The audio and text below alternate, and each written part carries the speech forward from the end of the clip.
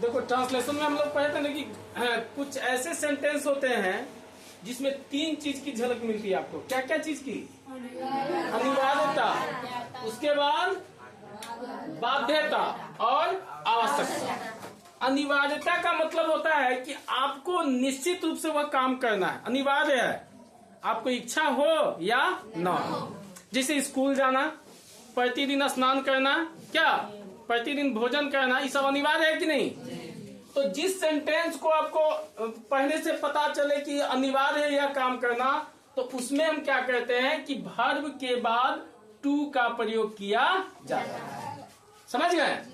फिर आपको सेंटेंस पढ़ के कि बाध्यता है।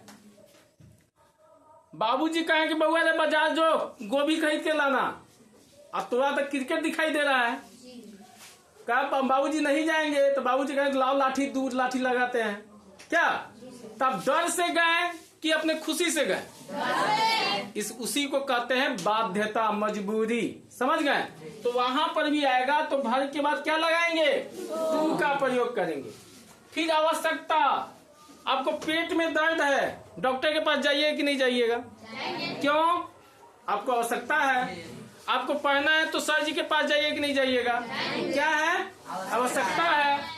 तो जिस सेंटेंस को पढ़ने से अनिवार्यता, बाध्यता और आवश्यकता की जरूरत पड़ती है, तो उस सेंटेंस को अंग्रेजी में ट्रांसलेशन करने के लिए, ट्रांसलेट करने के लिए वर्ब के बाद क्या लगाते हैं? जानते हैं 3 तरह के सेंटेंस होता है। वो क्या होता है? प्रेजेंट, एक होता है पास्ट और एक होता है फ्यूचर। अब इसमें तीनों टाइप के सेंटेंस में तो इसकी पहचान होती है क्या?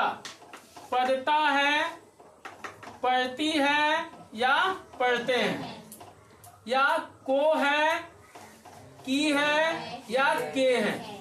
अगर यही पास्ट में चेंज कीजिएगा तो पढ़ता था, पढ़ती थी, पढ़ते थे, को था, की थी, के थे, क्या? अगर इसी को फ्यूचर में ले जाएंगे तो क्या हो जाएगा? पढ़ेगा, पढ़ेगी, पढ़ेंगे। उसके अलावा को था, को होगा, को होगी, को होंगे। तो इसका क्या कहते हैं, स्ट्रक्चर क्या होता है कि सबसे पहले आप सब्जेक्ट लगा दीजिए। प्रेजेंट है तो प्रेजेंट का संकेत अंत में हो आए, हो आए। तो उसके बाद क्या लगाइएगा? हैव या हैड। उसके बाद क्या लगा देना है? टू। और उसके बाद वर्ब का पहला रूप। पास्ट है तो subject plus had plus two plus verb का पहला रूप। फ्यूचर है तो सब्जेक्ट प्लस शैल या विल प्लस वर्ब 1 प्लस जो बात बच जाए उसको कंप्लीमेंट करते हैं, सबको लास्ट में रख दीजिए। हाँ, टू लगेगा कि नहीं? टू कैसे नहीं लगेगा? Will have to, will have to. समझ गए? तो यह कि कौन से सेंटेंस में? जिस सेंटेंस से पता चले कि अनिवार्यता है, बाध्यता है और आवश्यकता है। क्या पहचान है? तो पढ़ता है, पढ़ती है, पढ़ता था, पढ़ेंगे। क्या प्रेजेंट में रहेगा तो क्या लगाएंगे? पास्ट रहेगा तो, अब फ्यूचर रहेगा तो, प्रेजेंट में भी हो लेकिन निगेटिव हो तो हैव, हैज के बाद नॉट का प्रयोग करेंगे। पास्ट में जाएगा तो निगेटिव तो हैड के बाद नॉट का प्रयोग करेंगे। अगर फ्यूचर में जाएगा तो शैल हैव के बाद नॉट या विल हैव के बाद नॉट। देखिए फॉर एग्जाम्पल, मुझे दवा लेना पड़ता है। अच्छा, ये बाध्यता है कि अनिवार्यता है? अरे आवश्यकता है। नहीं, चाहे अनिवार्यता भी तो है। दवाई नहीं खाएंगे तो ठीक कैसे होंगे? कूदेंगे कैसे? खेलेंगे कैसे? नाच देखने कौन जाएगा भाई? फिर इसी सेंटेंस को अगर मतलब लिखना होगा तो मुझे दवा लेना है, ऐसे भी रहेगा। आ है, ई है, ए है भी आता है। समझे? मुझे दवा लेना है, ये दोनों सेंटेंस क्या हुआ? एक ही हुआ। इसका क्या बनाएंगे? अच्छा, ये प्रेजेंट में है कि पास्ट में? हाँ, तो प्रेजेंट में है तो क्या बनेगा? पहले सब्जेक्ट कौन है? आई। आई के साथ क्या लगेगा?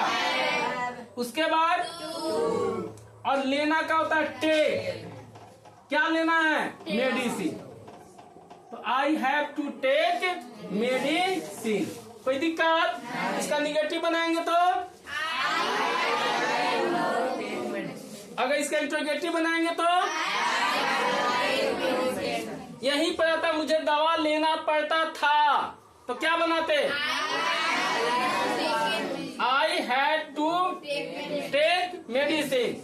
उसी का इंट्रोगेटिव प्रश्नवाचक वाला बनाते तो हैड को आगे कर देते, had I to take medicine. मुझे दवा लेना पड़ेगा, क्या होगा? I shall have, I shall have to take medicine.